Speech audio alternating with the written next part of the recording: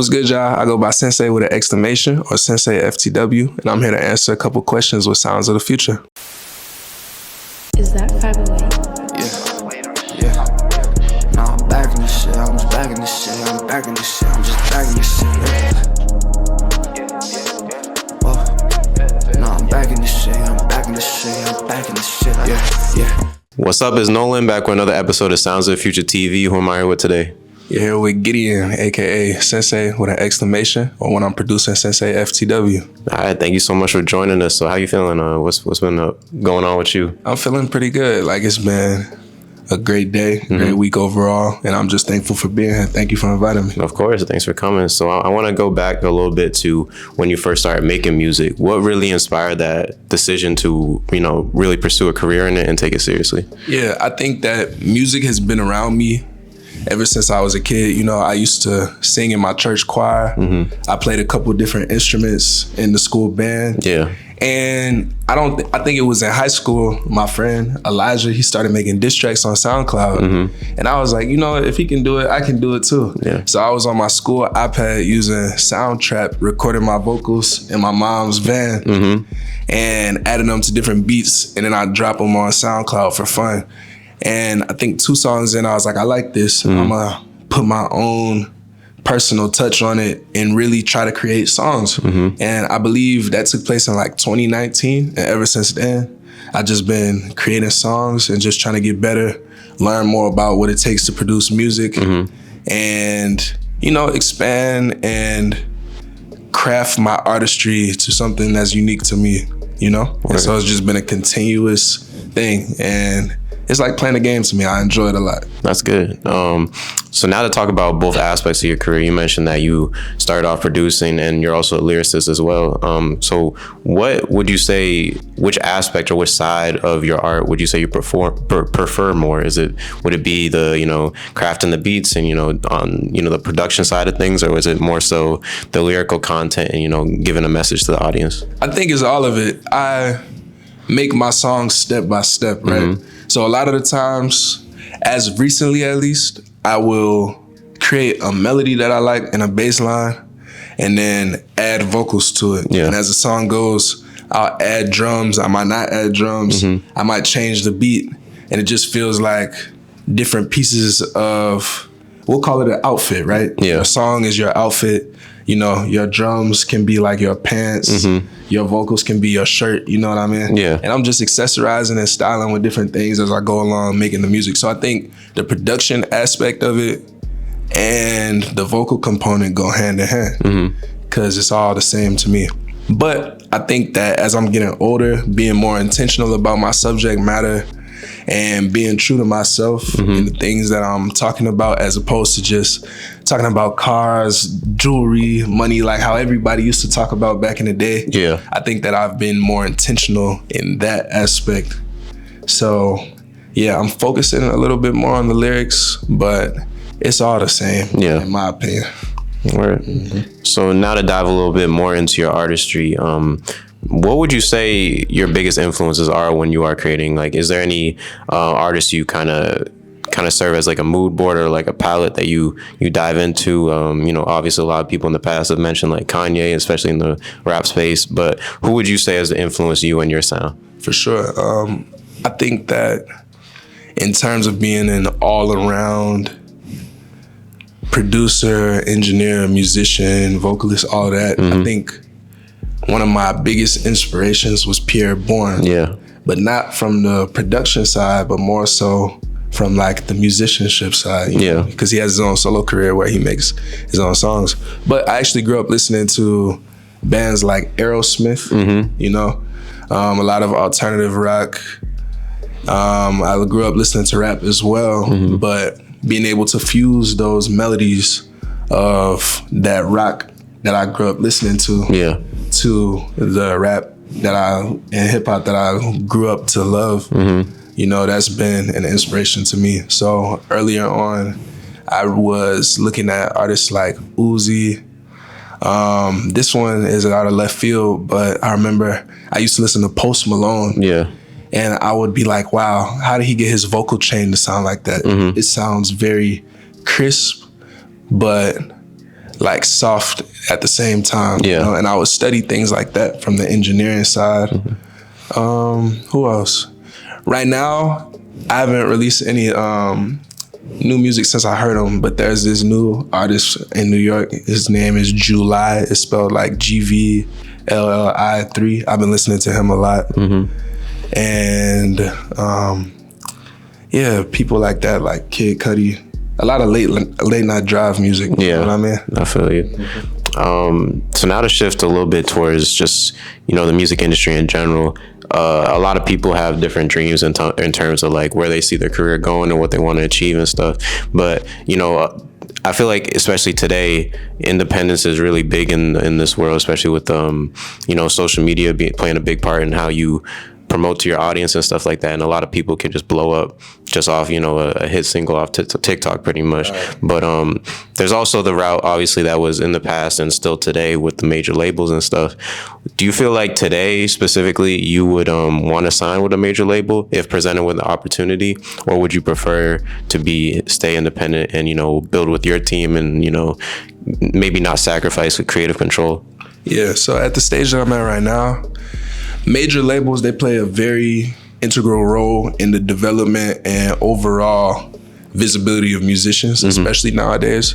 But just in my current situation, I have no leverage. Yeah. So if a label came to me asking to sign me, I'd be very skeptical just because I feel like the infrastructure hasn't been built yet to be mutually beneficial to a bigger partner. However, I'm not opposed to that idea of musicians signing, but with the availability of, you know, computers, microphones, and all that, you can make music at home.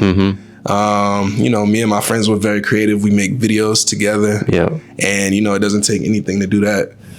And I think that I'd rather take this time to grow independently, build that infrastructure, and then if somebody wants to have a conversation later on, when there's something beneficial for both of us, then we can have it, but I'm in no rush to sign. Right.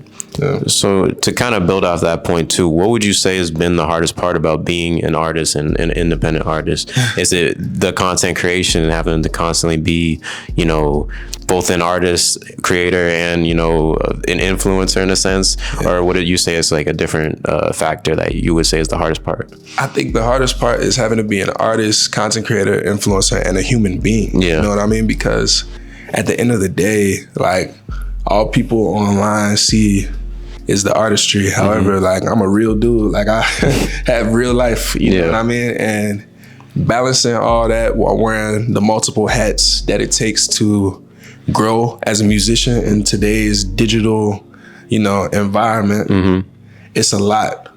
But staying consistent, I think that's the hardest part. Like, the hardest part is keeping that ball rolling once you've made like a batch of content and just continuing to feed into those algorithms and grow. Like, that's the challenging part, because I enjoy making videos, but I don't enjoy doing that as much as I like just making music. Yeah. You know what I mean? And even when I make music, it's not like I make a new song every day. Like, some days I could make a song. I might make a song and a half, but because I'm doing everything at home, I like to take my time with things. Yeah. And it seems like nowadays, these algorithms and platforms demand a lot. And as one person doing a lot of stuff, it's cool to lean on your friends, but they got lives too. Yeah. So it's hard keeping up with that in a way that's consistent. So. Yeah. And to talk more about that, like, support system too, especially in the artist space, some people may have, especially when you're first starting off, you may not have the initial support, and you know, some people may look at you kind of funny when you're like, oh, you're making music now, you're doing this thing, and because it's not like a traditional path. But along your whole career, you feel like you've had a good support base in the sense of people in your corner that are like reigniting your love and passion for what you're doing, or you feel like you ever kind of felt alone along this journey and you know, struggled with, you know, kind of keeping yourself motivated? I would say I'm lucky because since the beginning, music has always been something that I've done with my friends. Yeah. So my first maybe 3 or so songs, I was making my own beats, but very quickly on, childhood friends of mine were like, hey, I make beats too. We should work together and do this. Yeah. And so it quickly became me working with friends from my childhood to put songs together. Yeah. And that's how we would hang out, like back when I was in high school. And through that, you know, I felt very supported. Yeah. And from, you know, people who weren't close to me either. When I first started out making music, I was copying other people. Yeah. So by default, I was copying great music. So my music sounded good too. Yeah. And I feel like people thought that it sounded great, but it wasn't as authentic to me. But as I've been starting to do my own thing and experiment a bit, the support has been there just because I've taken some time to really hone in and understand how to make it translate well to others. So. Do you feel like it was hard to make that transition from, you know, stuff that you know would be received well and popular? Like, you know, the obviously there's like a formula to like a mainstream sound and stuff. Yeah. But you feel like you were, was it hard to kind of go back to, you know, stuff that, you know, you really wanted to make, even though it may sacrifice that like fan base? I think no. I think that the biggest difference was a lot of the music that I was making back then, since it's been deleted off the net. You know what I mean? But I think it was the willingness to let go of the numbers and really start over. Essentially, like, I changed my name since I started making music. I changed my style. I've took songs offline that had way more streams than what I've been doing now. Yeah. And I think just building from the ground up in the shadows where nobody's really expecting you to do anything, there's a little bit of peace in that because you have the space and the time to figure stuff out. Yeah. You know what I mean? And if I like it, I know it's gonna be somebody out there that's gonna like it too. Yeah. Because there's music that I don't like that other people really enjoy. So I'm like, you know what? I'm gonna make the stuff I do like, and hopefully I find the folks that have a similar taste to me. So to look towards the future a little bit, where do you see your career going within, let's say like 10 years? Do you have any specific goals or stuff you're striving for?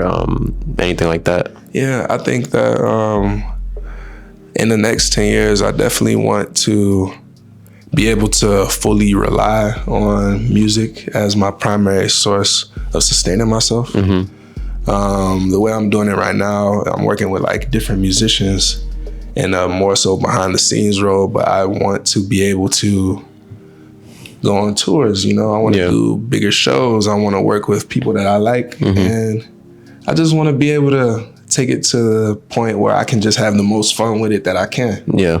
So in the next 10 years, I see myself having more fun with my music and having a little bit more resources to do that. So I got 2 more questions for you. I want to talk about any upcoming work, projects, stuff you want to promote. Of course. Yeah.